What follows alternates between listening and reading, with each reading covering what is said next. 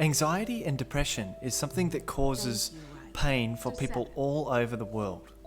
In this scene from Inside Out, we get a very clear example of how people can get stuck, avoiding their emotions, and start to experience things such as intense anxiety or deep depression. The film Inside Out depicts a young girl struggling with a traumatic experience of moving home. This movie very accurately describes why people get anxious in this world and why we need to be allowed to be upset and uncomfortable even in public sometimes. In a scene from Inside Out, Riley has a situation where she is called on to talk about her life.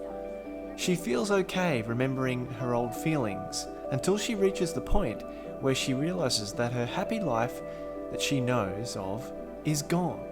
In that moment, she needs to embrace sadness to help cleanse that moment, but instead, because of happiness struggling with sadness, she gets caught in place where those feelings remain unresolved.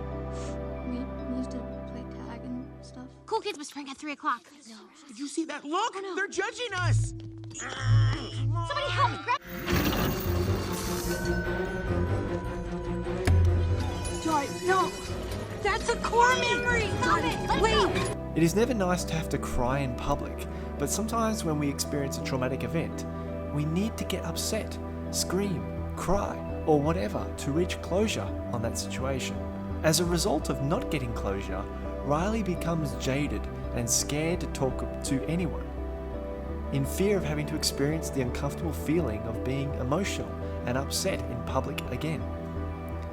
Therefore, many people who suffer from anxiety, and particularly social anxiety, find themselves in this kind of trap, trying to avoid those feelings again and again, and so they get anxious. In order to release the panic, the person needs to heal that trauma. They need to feel okay with being themselves, no matter how vulnerable that is. Once we have time to grieve and we feel supported, it is easier to again embrace happy thoughts. Riley can't be done with me. Hey, who's ticklish, huh? Here comes the tickle monster. Hey, Bing Bong, look at this. We can get over feeling sad quite rapidly once we are allowed to gain a resolution to our pain. Never try to hide your feelings when they surface. They are essential to our well-being to be You experienced. took something that you loved. It's gone. Forever. Sadness. Don't make him feel worse. Sorry. It's all I had left of Riley. I bet you and Riley had great adventures. Oh, they were wonderful. Once we flew back in time, we had breakfast twice that day. Sadness. It sounds amazing. I bet Riley liked it. Oh, she did. We were best friends. Yeah, it's sad.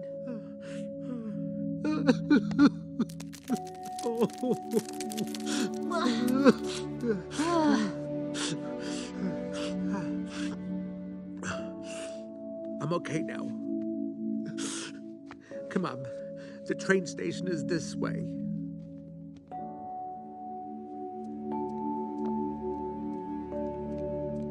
How did you do that? I don't know. Wait, you gotta fix this. Get up there. Sadness. It's up to you. Me? Sadness? I can't, Joy. Yes, you can. Riley needs you. Joy finally recognizes that sadness cannot be avoided. Sadness is an essential part of the healing process.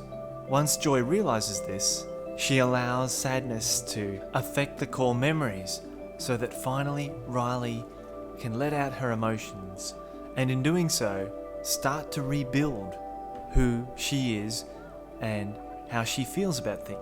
If we try to be happy all the time and not allow ourselves to get upset ever, then it keeps us trapped. So this is definitely something that we need to do. This flow of emotions will keep us balanced and stop us getting stuck in anxiety or major depression.